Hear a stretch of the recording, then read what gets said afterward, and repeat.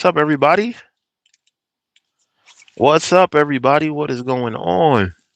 Hope you guys could hear me okay. Give you a couple minutes to come on in. I'm pretty sure it's the day after Thanksgiving, so I know that a lot of you are just chilling like I was, kind of relaxing in the crib. And the Dyno video generated so many questions that I thought it would be a good opportunity to just come on and talk to you guys. So let's do that, boys.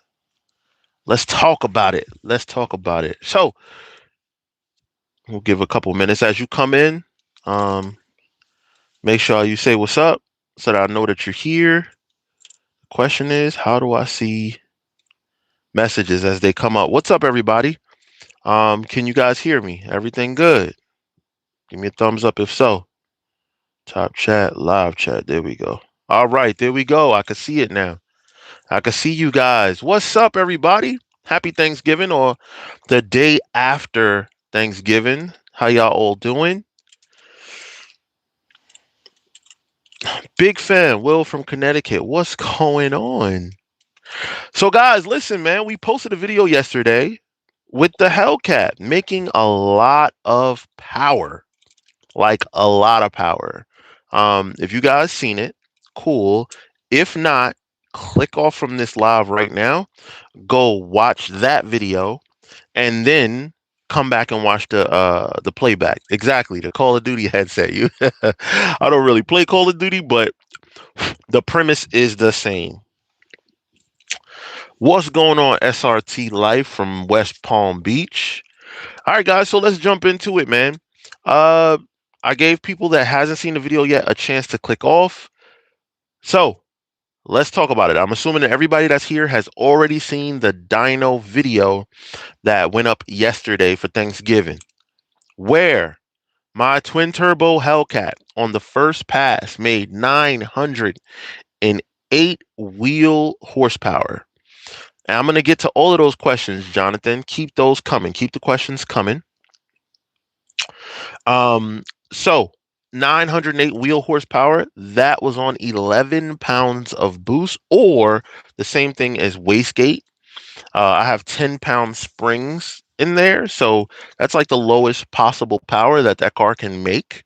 Well, it'll make a little less on a different tune, but I'll explain that in a second. Second run was on 15 pounds of boost, where it made 1136.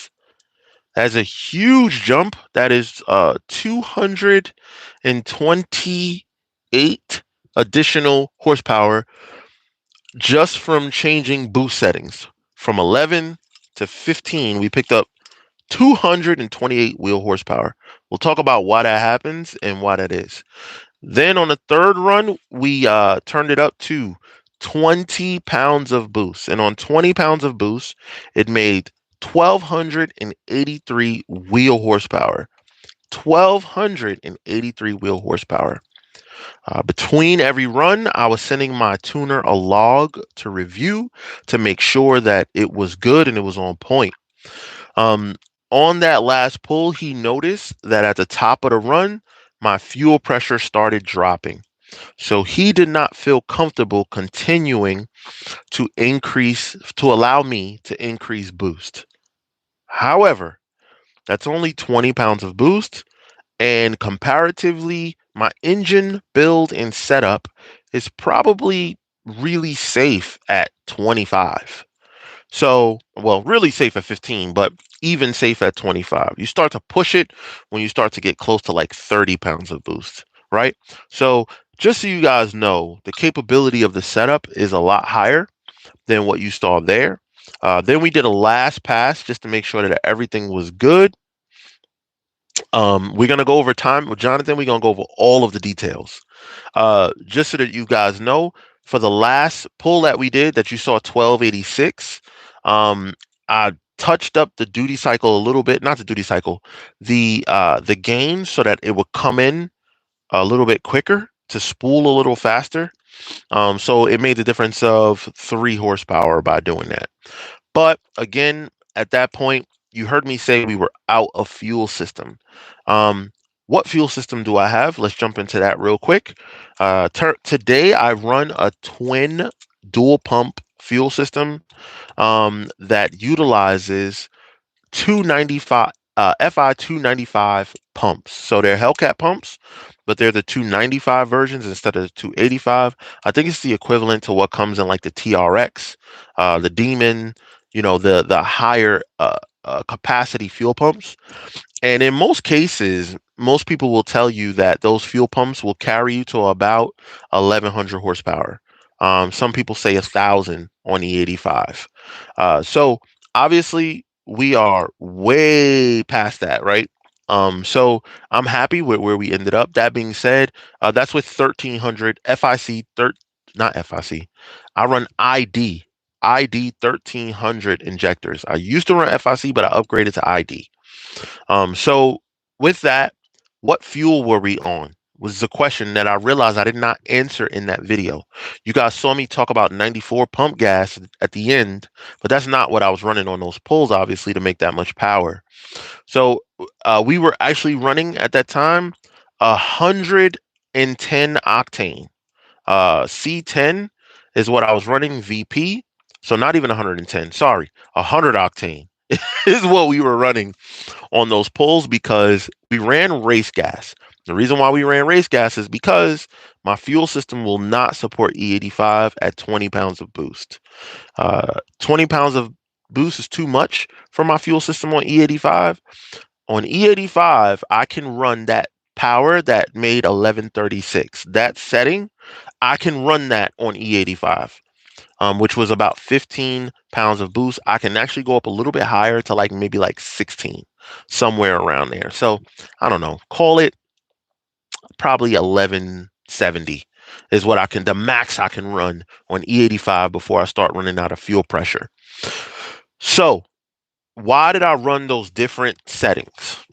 And the reason why I did that is because I want to know what at each level of boost setting that I have programmed into my boost controller, how much power is going to make. Now, what's going to vary that is now going to answer Jonathan's question. Jonathan said, let's see what his first question was. He said, were those pulls on 85? I answered that question. No, that was on race gas. What timing? Great question.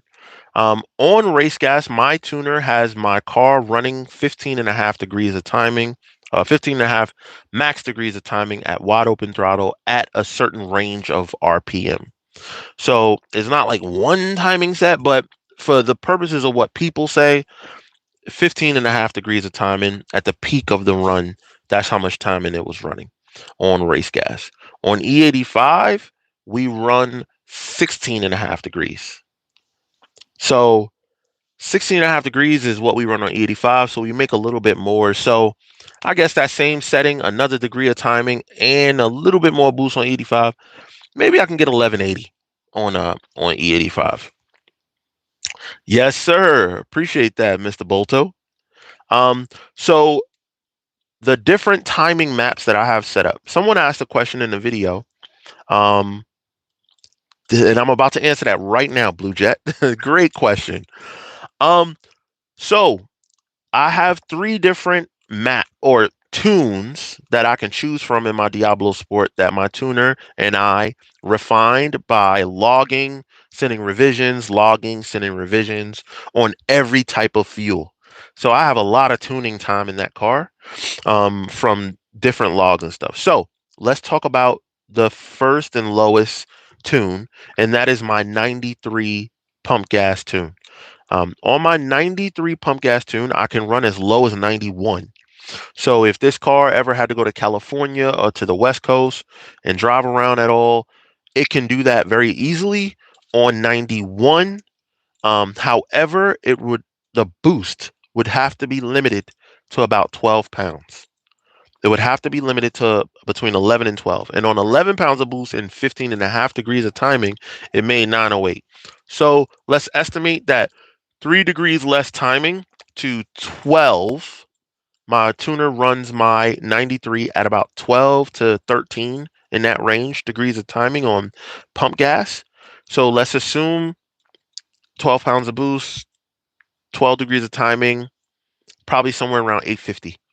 840 is probably what the car makes on 91. Now, if it was 93, then I can increase to 15 degree, same timing, 12 to 13, but I can go up to 14, even 15 pounds of boost.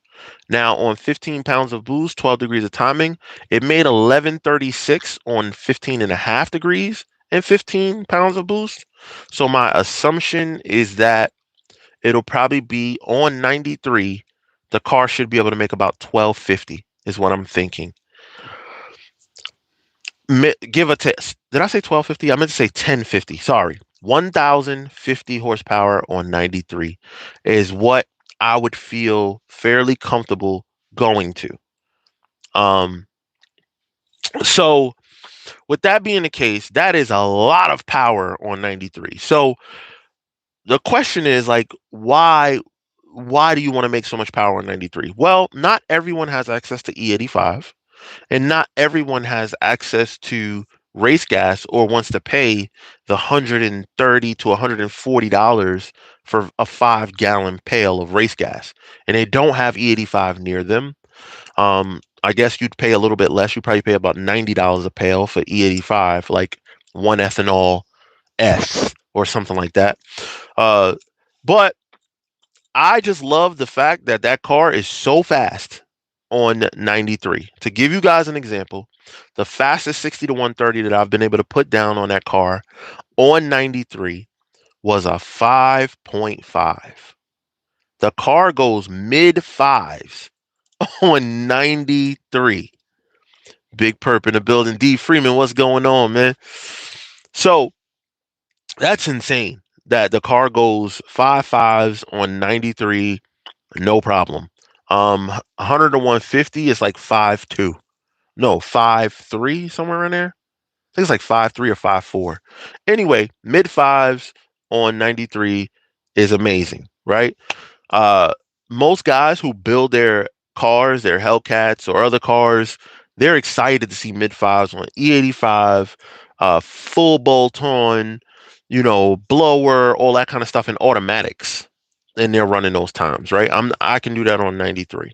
So that's pretty sick. You know what I mean? Then the next step up, Street Sweeper TV. What's up, brother? So on the next step up, is to go anything above that, I have to run E85 or race gas because I'll run the same boost, 15 pounds of boost. Most of the time, that's what I run. But you guys saw that on race gas, it made 1136 on 15 pounds of boost. So that's sick, right? That's a lot of power, very little boost, very little stress to the engine at all. What I want to talk about is why is such a difference, though, between 11 pounds of boost and 15 pounds of boost. Why did it pick up 230 horsepower just from increasing 3 pounds of boost? Same timing. Well, turbos have what's called an efficiency range where they are the happiest. Apparently, the turbos that I run, the size that I run, which are 68 millimeter inducer, 71 millimeter exducer, 68 inducer, 71 exducer. What that means is the side that pulls in the air, right? The side that's pulling in the air and then compressing it is 68 millimeters. The side that's pushing out the exhaust is the exducer. That's 71 millimeters. So it can push out exhaust faster than it can pull in. But its efficiency range obviously doesn't start to become happy with turbos that size until about that 15-pound range, which is why it picked up so much more. Then if you look, by going from 15 to 20, it picked up from 1136 to 1286. Somebody's good with math. What is that? 150? I'm so glad you went sequential on the shifter. I got tired of hearing, oh man, I missed the shift. Mongo, we'll get right back to that, brother. We'll get back to that. That's what is that? 150, right? 1130 to 1280. Yeah, that's 150. So if you notice, it didn't pick up to something again. Now it's starting to operate well within its efficiency range. So as I begin to go again above 20, my guess is it'll start to be less and less and less of a gain. I hope that makes sense to you guys. So uh, the question is, if that's the case, then Stefan, someone asks, why would you do all of this for a roll racing setup? So if you guys know, when I launched buying this car and all that kind of stuff, I always loved roll racing. That's just what I love to do. And also it is the easiest on the car itself. Um, Good question, Blue Jet. I'll get back to that. Is the easiest on the car and the components itself. And it's just what I enjoy doing because it doesn't require waiting in line. It doesn't require it just doesn't require all the things. But the thing is, I was doing that illegally on the street. So for illegally on the street, just having fun, one, two, three, that stuff, a roll race setup is the most fun, right? You can't do digs on the street like that quickly and easily, right? You got to find a spot, put down something, some strip of glitter, whatever you want to call it, some stickies, sauce, whatever you want to put. That's what you can do on the street if you have to somewhere dedicated. But on a roll, anyone you see on the highway could get it.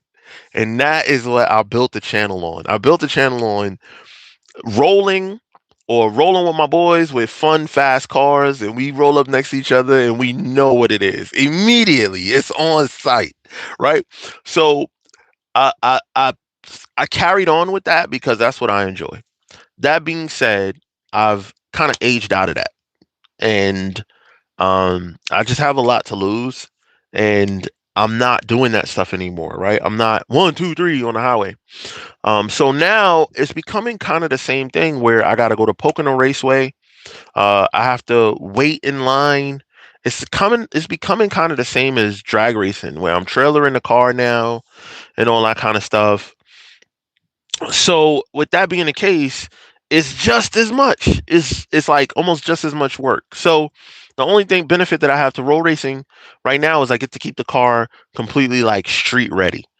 You guys saw how I drove the car to the dyno, full weight, subwoofer, every like nothing out of the car. And a lot of times that's how I used to race the car on the highway too.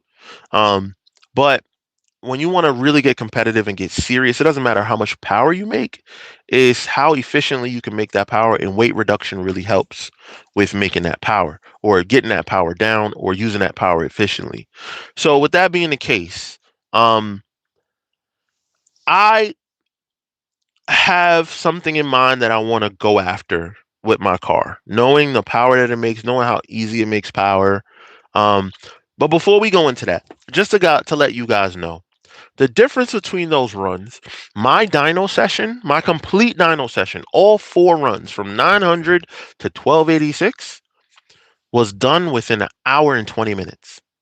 And most of that time was honestly just spent waiting for my tuner to review the logs and get back to me and either send me a new tune or to just say, yeah, do another pull.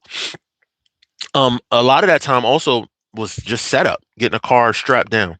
The reason why I can change power so easily and so quickly is because it's turbos. And turbos have what's called wastegates, and you can actually change how much air you bleed off through those wastegates with the touch of a button, which is why I love turbos so much. Supercharger, we would have had to change pulleys 3 times to make that big of a power difference. Whereas turbos, I was just like, okay, the tuner set is good. I press the button on my console. Boop. Next power level. Boop. Next power level. And each power level made those changes. So you gotta love turbos for that. Like that is exponential. But before I go into the next part of this, I'm gonna go back and answer some more questions. Let's go. Let's go back up here. So Milo in the house. What's up, my brother? Good to see you. Let's see, red car. Do it. Okay, we'll get back to that. All right, here we go. Mongo said 1300 nice. I thought this whole time it was like 1200. I was off by 100. No, you were correct. That's what the car used to make on its last setup. About 1200. It made 1214 on 20 pounds. Now it makes 1286 or 1300 basically on 20 pounds. What does your car make on pump gas? We did answer that. What would you like to see the red car do? I would like to see that red car do a dig and see the time.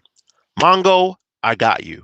Um, I have to do some things to transition my car to be able to dig race it.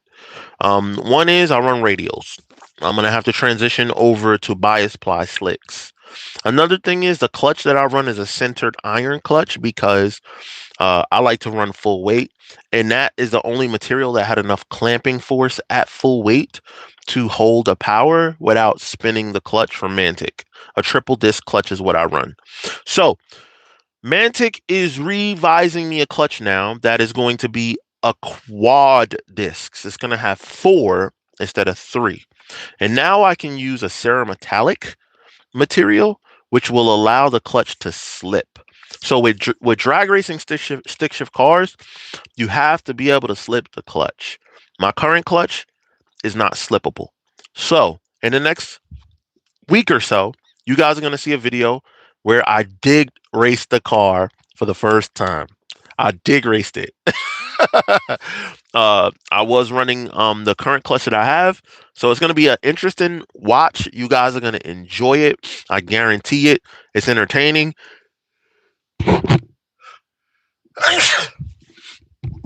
Sorry about that. It was my bad. It was entertaining to say the least. So get ready for that video coming, but don't expect any record crazy numbers. One, because when you're dialing in, you don't run big power. So I did not run big power. And 2, because this is my first time. That being said, we had a good time. I went out with Modern Red Hemi. If you want a sneak peek, actually, you could take a look at his video because he didn't put my runs, but he did put that I was there. So that is coming down the horizon. We are going to transition the car to be able to do some dig racing. We are going to add a slipper device as well to help me be able to slip the clutch. We are changing over to bias ply slicks. I might even change the differential for the gearing. A lot of people think that it's the same when your car is set up for rolls versus when it's set up for digs, but they are 2 different setups. Another thing I'm going to have to do for digs, I'm going to have to raise the front of the car up so I can get some weight transfer. The car is lowered right now, and it is affecting my ability to transfer weight. Not to mention my turbos are on the bottom, and I'll need to run skinnies in the front, and my car is much too low with 28-inch skinnies, 28-inch overall diameter skinnies in the front, and a short tire bias ply in the back. It puts my turbos way too close to the ground, and yeah, it is not smart at all. So I'm going to have to also raise up the front of the car. So we're going to be taking the car back down to Smurfbuilt down in Delaware. He's going to do all of the work to transfer it over from street car to a stick car that can do digs. So that is definitely coming in the horizon. It should be a lot of fun. Hopefully it doesn't cause me too much pain in breaking stuff, but it is set up pretty decently with a 4-inch aluminum drive shaft, performance development front and rear of the differential, diff brace, trailing arms, but everything else stock suspension because we're going to put the stock suspension back so that I can get the weight transfer that I need. I'm not putting drag suspension and all that right now. We're going to learn it on a low power setting. We're going to learn how to dig race the car at that 900 to 1,000 horsepower setting. And then once we get it dialed at that lower horsepower numbers, then it'll be time to turn it up. So can we expect videos or not? T Hill, yes, man. I'm on a ball, brother. Come on, y'all got to give me some credit, man. I came back. 2 days later, there was another video. Yesterday was a video. Today I'm live. I'm back. I'm back, T Hill. Mongo says, so glad you went sequential. So just got to clear that up. There's not a sequential transmission in there today. It is still an H pattern transmission. It just has a dog ring engagement. So they're meaning that there are no more synchros. So in a manual transmission, it has synchros that when you go to push into the next gear, it slows the gearbox down so that it can go into the next gear. Dog is like just six open slots and you got to catch it. So that's why it's like bang, bang, bang. But for my power level, G-Force makes a gear set that is strong enough to withstand my power level. The stock transmission, I went through four or five of those, four of them, stock transmissions, trying to run big power through the stock trans with the synchros, and it just can't do it. So, can you get bigger turbos, or is that the biggest you can get? Blue Jet, I could absolutely get bigger turbos, especially if I'm raising the car up. Uh, but with the packaging, the way that the piping is routed and all that kind of stuff, right now I have about the biggest size that I feel comfortable putting up under there. But some people have gone 72s. I have a 68 millimeter X inducer. Some people have gone to 72 millimeter on the inducer side, which makes the turbo bigger as well. Um, I need a sequential, absolutely 100%, but I also don't want to spend $25,000 required to do that. uh, I know you went with Dragon, but why not 1320 tunes? Having Smurf building it, just curious. Jonathan, that is a great question. Um, Turbos are one of those things where not everyone has experience in the Hemi community. And I find that Dragon Tuning and I were very, very early. We were one of the first um, fully functional, meaning everything works. It works as a regular car and it works to be able to race it. It's not just the ability to do a pull, but also drivability, everything. We were one of the first to have a working twin turbo Hellcat. Um, and that's absolutely 100% factual. Everyone else had tried it, didn't do well, couldn't get it to work, couldn't get it to perform. They gave up on it. Other shops and stuff like that, including the shop that I got the turbo kit from. I don't know if you guys remember back in the day when I made the video buying the turbo kit, I bought it from Baton Motorsports. They're the ones that designed it, made it. They did a good job with that. That being said, the first car that they put it on, nothing but issues. Second car, they kind of got it a little bit, but the customer wasn't really feeling it. But that's mainly because, in my opinion, the way it was set up and the lack of tuning ability that was available at the time, no one really had it down packed like that. So, Dragon Tuning was the one that I saw that seemed to have it working right on a Demon. Um, it was a 2018 Demon back in the day, and it was like the fastest Demon at the time, and it was turbo. But no one really paid that car much attention. It didn't get as much press as I thought it should have because that person wasn't really live or out there like that on social media. So when I reached out to Dragon Tuning, and plus my partnership with Diablo Sport, it worked out perfectly. He was excited, and through a lot of trial and error, we got it figured out, man. And now my car has all the best of everything: street car manners, racing manners, performs, puts down numbers, obviously. And if you guys notice, I didn't have one problem during my pulls, like on the dyno. You'll also notice that I didn't have one problem.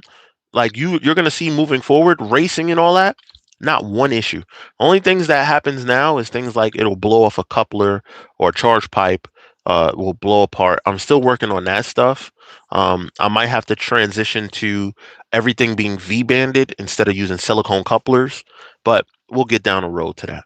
But that is why Dragon Tuning and we're partnered in this. And, as far as I'm concerned, he is the absolute best turbo Hemi tuner. Why did you stop posting as much as I learned a lot from you? So life, new children, marriage, just life. I couldn't keep up with it all, but we kind of got it into a groove now, my wife and I. So it freed me up a little bit to come back to YouTube. You're going to have to find someone with a new ZR1 and roll race. That will be a good one. D Freeman, I agree with you. I mean, when those new ZR1s come, I'll be glad to test it out to see how it stacks up against a car like mine. I can tell you that based on what I saw so far, my car is faster, but I mean, it should be. It makes a lot more power. Um, Are you going to go sequential? I think I talked about that with the 25 grand. Mongo said, "Oh, he's been waiting 2 years for this dig." Well, here it's coming, man. I guarantee you. Can you turn a car past 20 pounds of boost? And will you participate in TX2K? Those are two important questions. 20 pounds of boost today on the current fuel system that I have? No, I cannot go past 20 pounds of boost on the current fuel system I have. If I change the fuel system, sky is the limit. My motor, I'd feel comfortable going up to 26. My assumption, 26 pounds of boost with enough fueling, current timing map that it has now, probably make about 1450 is what I'm thinking. Between 14 and 15. It'll be in that range at about 26 pounds of boost. So who knows? Maybe we'll make some changes. I got a question. If money wasn't an option, would you ever get another Challenger or do a Viper engine swap if it was possible? If money was no option, I would just go buy a supercar and enjoy it and not worry about all the speed stuff because this has been an absolute money pit. RSP DMV is good with Dodge platform. Have you spoken to them about working on your car? RSP James, good dude. Smurf is the man though. Um, in terms of in that area, he said it himself out of his own mouth. Smurf Smurf is big dog in that area. So uh, I have the fastest guy in that DMV, like Maryland uh, area, Delaware, Maryland, Virginia. I have the fastest Hellcat owner is the one that is working on my car, and that came from RSP's mouth directly. Thanks for answering the turbo question, but why not twin turbo and not why twin turbo and not a twin charge setup? Or you just want to do something to have one? Great question. Let me explain as quickly as I can. Supercharger is designed to run off of the engine. The pulley, the crank pulley on the engine that runs like your AC, your power steering, your alternator, the supercharger will also run on that. If you notice, for an example, the air conditioning system. When you go full throttle, your air conditioning uh, clutch disengages. So you don't have AC when you full throttle in your regular car. And the reason for that is because it takes horsepower to run that air conditioner compressor. So you see how small an air conditioner compressor is, right? Imagine what a supercharger pulling on the engine in the same way. So what the supercharger is doing is it's using that crank pulley. So it takes power from the engine to spin the supercharger. So on average, a Hellcat supercharger takes about, I would say about 70 to 80 horsepower to spin it with a pulley small enough to make big power. You know what I mean? Same thing with a Whipple, probably 100, 120. I don't know, but it's going to be in that range. It's called parasitic draw. Turbos, on the other hand, the way they work is your your naturally aspirated engine puts out exhaust gases. What turbo does is it puts the exducer, which is what I told you guys, mine is 71 millimeter. It puts a fan in the exhaust basically. And when air moves past that fan, it spins. And then it's in a housing that makes it compress and spin faster. And what it does is it spins, spins, spins, spins, spins, and shoots it out of the exhaust as it's spinning, right? But it's connected to a shaft, and that shaft pulls. Oh, this looks really bad. Whatever. Anyway, there's a shaft, and on the other side of that is another little fan, and that fan is on the front side of the turbo, and that pulls in air. It sucks in air, pulls, and it compresses that air and shoots it out to your intake. So the engine is running just as free as it normally would. There is a little bit of back pressure because of it, like more back pressure, but in most cases, it doesn't rob anywhere close to as much horsepower as a supercharger would. So, in the case of running both, here's the issue. That air coming out of those turbos is strong, compressed air, and it needs to go as quickly into the engine as possible. A supercharger, especially the Hellcat version of a supercharger, has twin screws. And those twin screws got to spin together and they then compress air and push it into the lid and down through the cooling bricks into the engine. The thing is, that compressed air coming from the turbos hitting those screws now become a restriction point. It's in the way. It's in the way of getting that air into the motor quicker. So what I did was, in my stock blower, I took out those screws, those twin screws that make that compressed air. I removed them. So it's nothing now but an open space. So air now comes in where those two screws were, shoots up, hits the lid, comes into the cooling, comes down the cooling bricks and into my motor. So you'll notice that you'll never see compound boost make as much power as I just did on 20 pounds. On 20 pounds of boost on a controller, you will never see a compound boost setup make 1300. In most cases, they make about 1050. So it's because it's a restriction. It's in the way of the turbos. Not only that, you're compressing air twice. So you got the compressed air coming from the turbo. Then you trying to put it through the screws. That's compressing the air again. And it's like, rub your hands together, right? You feel that? You feel that when you're rubbing your hands together? It's generating heat. And the more you do it and the faster you do it, the more heat you generate. So what you don't want to do is create more heat where you don't have to, because the cooling bricks won't be able to do their job and cool that heat fast enough. So what you want to do is you want to have as least heat as possible. You want to have as least restriction as possible. And then you're going to make the most power as possible. So I hope that answered your question about why I removed the supercharger screws and just use my blower now as an intake manifold. I'm with James now. Had to change the ZH tunes just to hold me over until the 426 is done. Nice. Rest in peace, John Witherspoon. What? What's my brother talking about? I don't know that one. It's a shot in the dark to ask, but will you be working on any content for Scat Packs? Asking for myself and my project.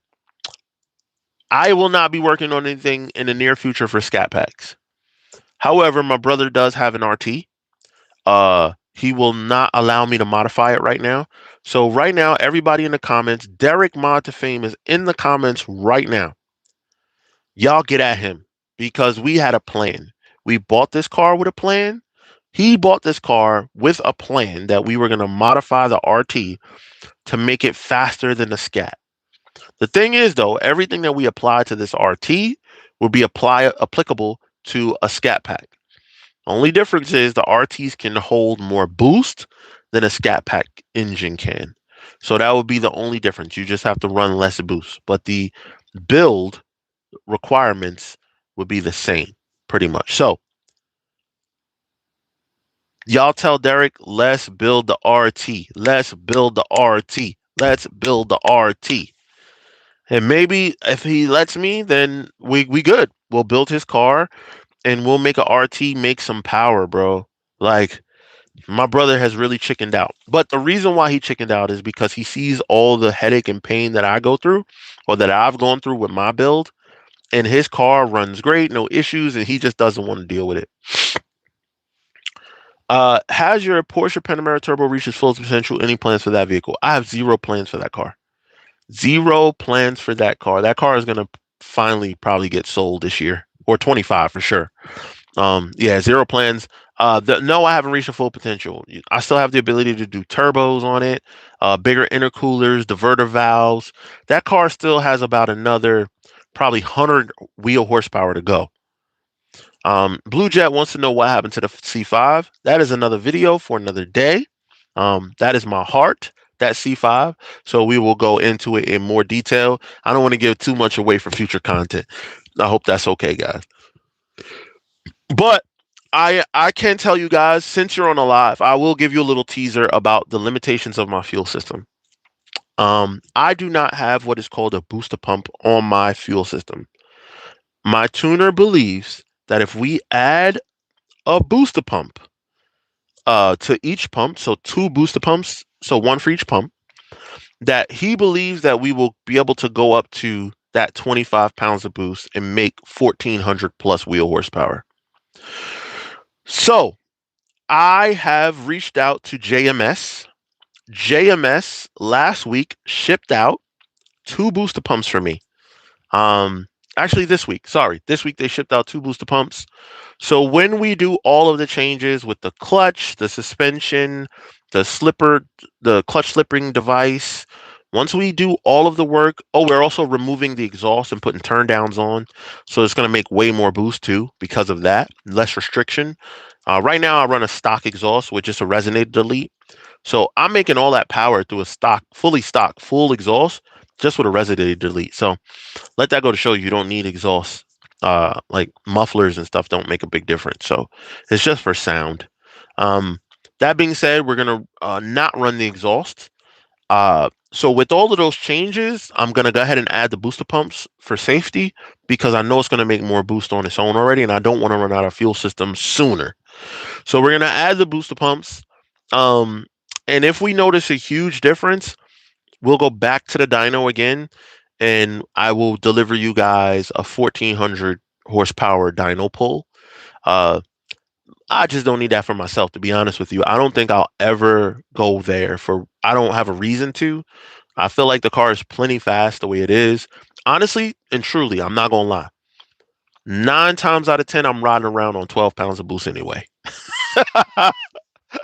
9 times out of 10, when you see me driving around, I'm just on the lowest setting, enjoying the car. That 900 wheel, I think that's awesome. Like 900 wheel is perfect for one of these cars. That being said, somebody pull up and they got to get smoked, then I can easily turn it up. Would you recommend going with a Ford triple pump hat? That's what I have on my Hellcat. Makes around 1,000 horsepower. Off of meth injection and E85. I'm thinking he's saying Ray. The Ford triple is a great option. It's pretty much the only option that most people use. The reason why I don't necessarily want a Ford triple pump system is because it is without a basket. So it sits in an open tank. And what happens is if you try to race the car with less than a half a tank, if you try to do a pull with less than a half a tank, you'll drop fuel pressure and buck, and you could potentially lean out your engine that way and blow it up. Right. So the fuel system that I have now from Steve White sits in the factory basket. So most of my pulls on a dyno were just above a quarter of a tank.